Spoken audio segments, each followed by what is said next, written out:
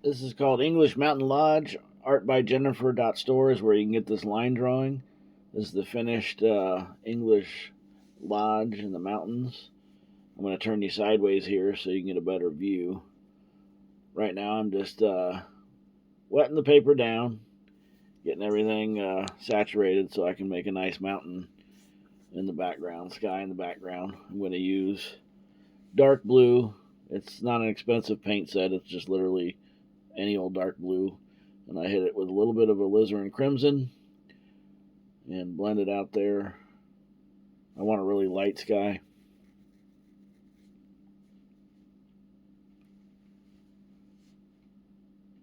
And then I'm going to start in on the roof. And this is a little bit of brown added with some red and just a slightest drop of Payne's Gray, not much. And I'm deliberately letting the water pool because I want it to be darker in some areas and lighter in the others. And I'm using just straight up cad orange on this side of the roof, soaking up some of the water there, and adding just a little bit of Payne's Gray to muddy it up. I wanted to muddy that roof up a bit, and I'm letting it get sloppy, and I'm sucking up some of the water. And I'm doing another roof on the back side of the lodge, and then I'm just going to add some light green into the shrubbery here and do some background trees in the shrubbery. And then I'm going in with more of a pine green for these trees. In watercolor, if you're not familiar, you always paint from light to dark, whereas like oil, you paint dark and do your lights last. I've been messing around with watercolors for about 9 months, and this drawing came from Art by Jennifer Store. I have her permission to use these drawings in these videos, and since they're all unique with how I color them in, she said if anybody wants to buy them, I'm allowed to do that. So YouTube, don't strike me for this. I do have her permission. And if you're looking at what to paint, if you go to Art by Jennifer Store, she has some really great line drawings. And I just used a cheap light box from Temu. And this is 300-pound watercolor paper. It's a quality paper, and her line drawing shows up perfectly through an $8 light box from Temu. You can get them on Amazon too.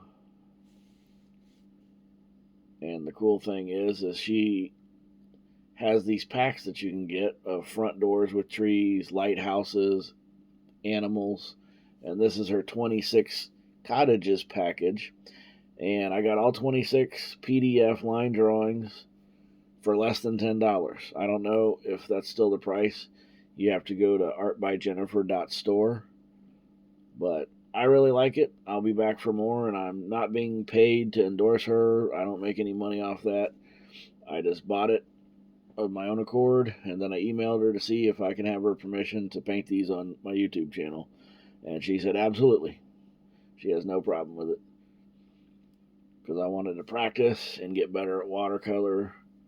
And the best way to get better at watercolor is to paint as many as you can so you can learn water management and pigment load and allow your paper to dry in between. A lot of people tape their paper down. I haven't done it on my last 2 videos because I move it around so much. And also, I have stretched paper, stapled it to gator board, pre-soaked it, wet my board that my paper is sitting on. No matter what I do, my paper curls up. And I see all these professionals on YouTube, their paper stays flat the whole time. And obviously, I still need help with water management. So if you have tips, by all means. I am a sponge and a student still. I'm happy to learn from someone better than me. If you can tell me something that I'm not doing right, other than just not managing my water well, then by all means, leave a comment below. I will happily read it and take it into consideration. Right now, my paper is not too curled up. And the way I flatten them is my dad had a 5,600 book library. I inherited much of it when he passed, so I have giant 30 and 40-pound encyclopedias that I open up and I put my watercolor paper in, and after about a week, they're all flat as they were when they came out of the tablet. So that's my method for painting. I pull it out flat, it curls, and then I shove it dry into a giant encyclopedia from the early 1900s. And it flattens it out for me enough to mat it and frame it.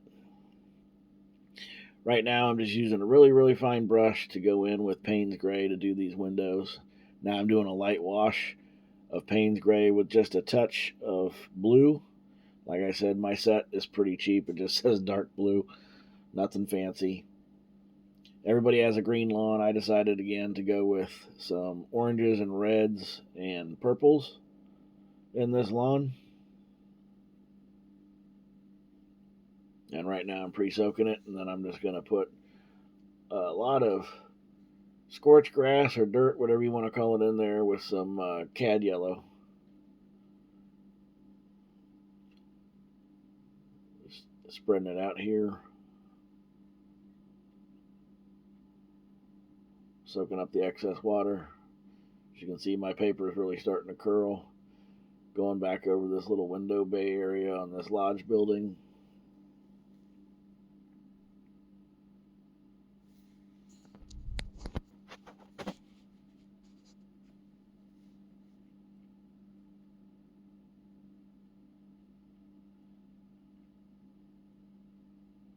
I have a couple of other watercolor paintings on my channel. If you'd like to check them out, leave a comment. Tell me what you think. Tell me what you like, what you don't like, how you would do it differently. I like to read all the feedback and comments. But most of my channel is oil and acrylic. It's an older channel that I haven't messed with for a while, so I decided since I'm going to try watercolors, I'd start filming again. And I hope to have enough time to start updating every week with a couple of videos.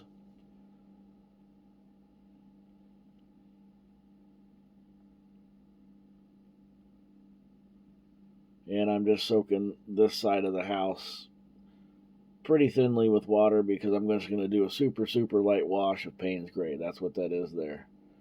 And as you can see, since I pre-wet everything, the paint flows where I need it to, and it doesn't go where I don't need it to. It's a white house, but that side's in the shade, so I'm just going to darken it a little bit. I don't like the stark whiteness of paper for buildings. If you watched my previous video, 2 videos, you know that. I've been painting English cottages from this 26 PDF download I got. I don't know if I'll do all 26 of them, but they are a lot of fun. And if you're like me and you look at photos on free websites, it's like, I don't even know where to begin. But having a line drawing, it's easier. You just get it transferred to your paper and you can just start coloring it in. Anything goes. I didn't want to go with a traditional brown roof. I wanted to do something different here. Everybody does green grass, blue skies, and gray or brown roofs. I went with a yellow yard, a red roof, and a kind of a grayish red sky. Now I'm just doing all the last part of the mountain here, the closest mountain to it. Got the sky, well, we got this big mountain there. There's going to be 2 mountains there eventually. Just got to make sure everything is wet. I still see some dry spots on this paper here. I'm going to go in here with more of almost a royal blue, and of course I still have a little touch of Payne's Gray in there. But as you can see, this is usually what people use for their sky. And I'm making it the most distant mountain here.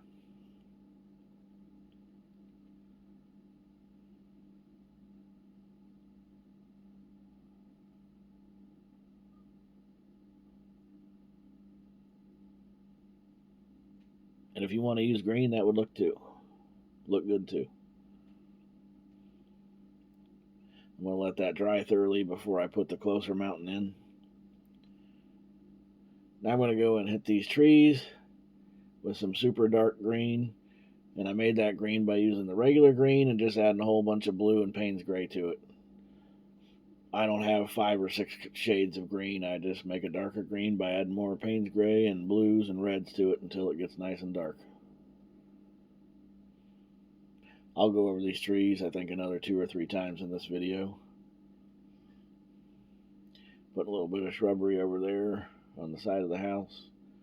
Got some big trees out back behind this lodge. I call it a lodge. It looks like it's going to have a lot of rooms in the place. Maybe it's a hunting lodge. I don't know.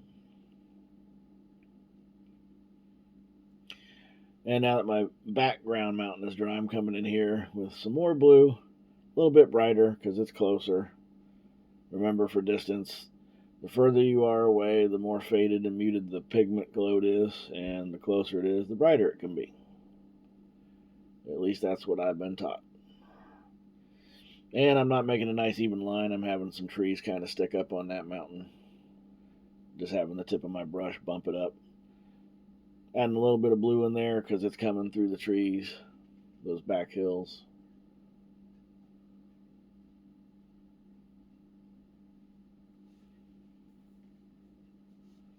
And some more dark green in the foreground here. Some little shrubs, some brush work.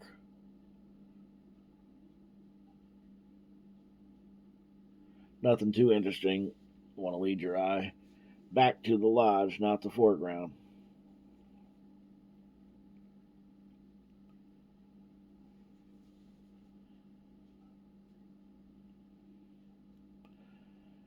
We had some rocks, like a little rock wall there, and some stones around the fence. I'm going to use that gray again on top of this yellow. Make some dirt patches, some little ruts in the dirt.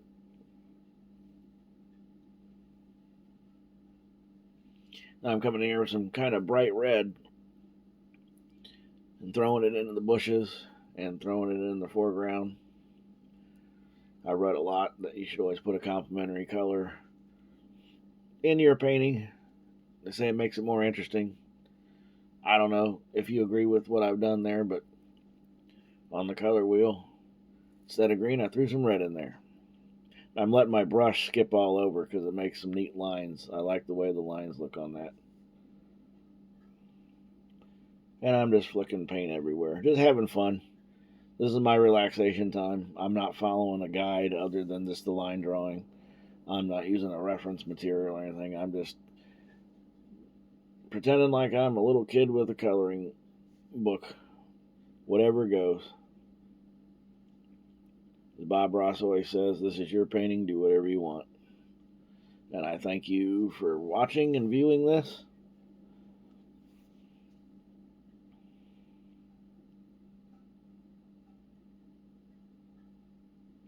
Put my fence in here. The lightest color first. I'll come back in later with some dark brown, and I'll even finish it in pen. And this is traditionally called a line and wash. Most people I know put their lines in first. I'm not worried about the color fastness of my Sharpie fine point marker pen.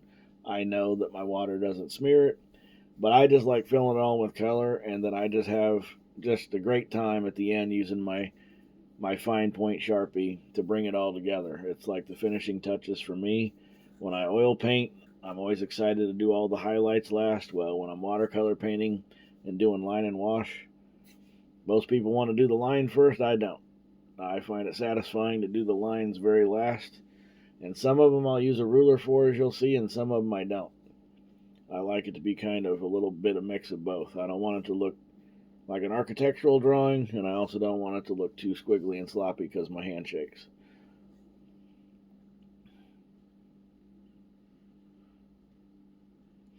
And right now, my very aged mother is in a home, and the elderly people there enjoy looking at these little cottage paintings.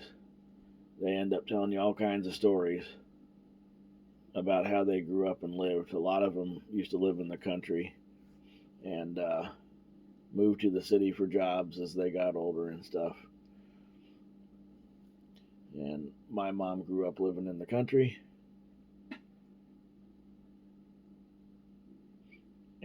She and her 4 siblings and her parents all lived in a 4-room house in southern Ohio.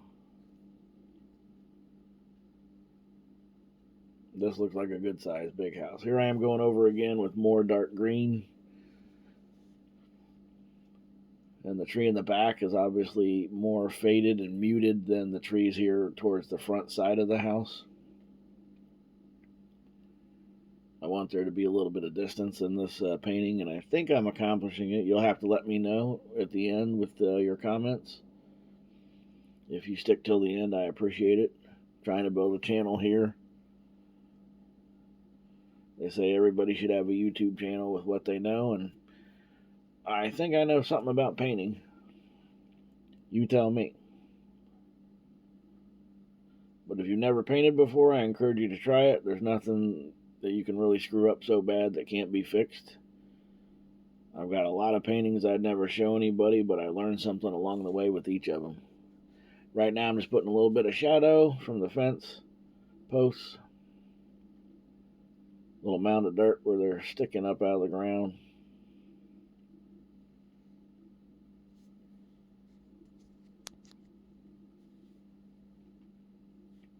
Darkening my fence posts again.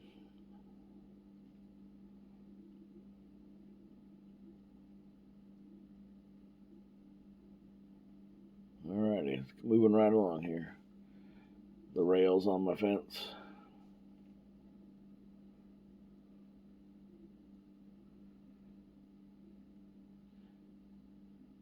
I'm going over the awning with more darker red. Making it a little splotchy because it's going to have UV damage. Painting the frame and the brackets there. Real faint and light with a real fine paintbrush. If anybody cares, the paintbrushes I use are from Rosemary and Company. They're from England. I am not being paid to endorse them in any way, and I had to pay for them with my own money, but I really love them because they do not lose hairs. I use them on my oil painting, and I use them in watercolor and acrylic. They, in my opinion, are the best brushes, and even though they're in England, I've never had to wait very long at all for them to come. Maybe 10 days from the time I order them online. So if you're looking for a great brush, I recommend Rosemary and Company. Now I've got this angle upright so you can see a little better, but you can't see the whole page. That's why I had it sideways, so you can see more of the page. But since I'm zoomed in here, you can see. I'm just going to work on the foreground some more. And this is just clean water with Payne's Gray. Very, very faint. It's pretty much a dirty water wash is what I would call it.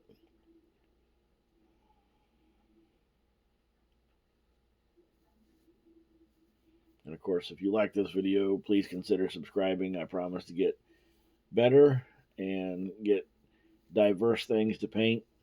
And here's where I come in. This is my favorite part. I start using my ink pen. I'm outlining the chimneys on here so you can start seeing the angles of the wall of this building, and it has more depth when you do that. Working on the other chimney now. And I use my ruler a little bit, and this is sped up at 2 times because it's a long video. I don't want you to fall asleep on me or leave. But I'm going to go around my windowsills with my pen. A couple of the fence posts, darken them up, go around my window bay here. And the roof line. And I'm going to do shingles like I did on my last cabin. I'm not going to draw every shingle. I'm just going to give the impression of the shingles with a couple of lines here, and I'm not using a ruler to do it. And then the little shingles on the back part of the roof there. There's a corner.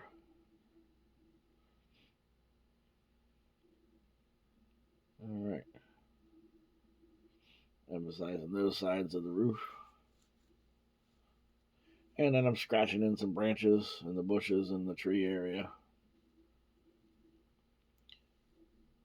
Putting some rails on those fences. Emphasizing a little bit of the stonework out there underneath the house.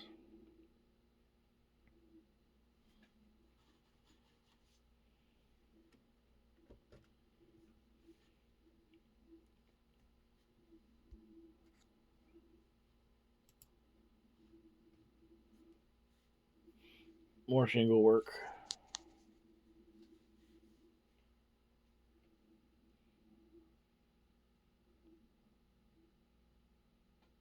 Now I'm going to darken that side of the house and put the shadow work in with more Payne's Gray. And another light wash on that one side that we started off. It's still a white house, but it's not stark white.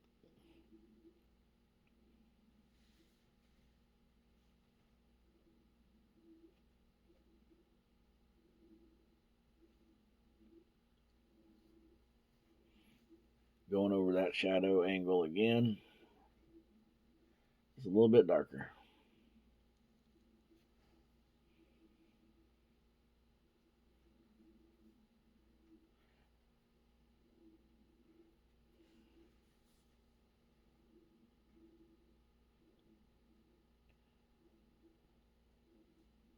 And then, like every watercolorist here, I'm going to go back over and darken some things. It was just too light. That's the beautiful thing about watercolor. You can always go back in and darken it up even more. In oil, you would have to scrape it all off and then start again. And like I said earlier in the video, I go over those trees 3 or 4 times. Here's the last time. Just made it as dark as I could this time. I wanted it super dark to emphasize that there's a big old pine tree right there close to the house, and the other ones are set back.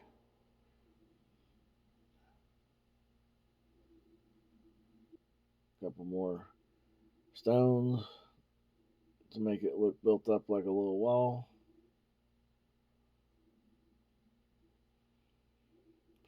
And then I always enjoy this part too, since the lodge is wet. I'm going to go ahead and put a towel over it to protect it. And it's always fun to get a really dark wash, wet the paper first. I have a little atomizer bottle there. And now I'm going to dip one paintbrush in some pretty wet, dark paint. And just bang it on another brush to get sticks and acorns and rocks and pebbles and everything. Kind of add to the foreground there to make it look like it's really out there in the country. And just a few more splashes and dots. And I just knock them down a little bit with the brush, a little bit of water standing there. And there you have it. That's my English Mountain Lodge, art by Jennifer.store. I thank you all for watching.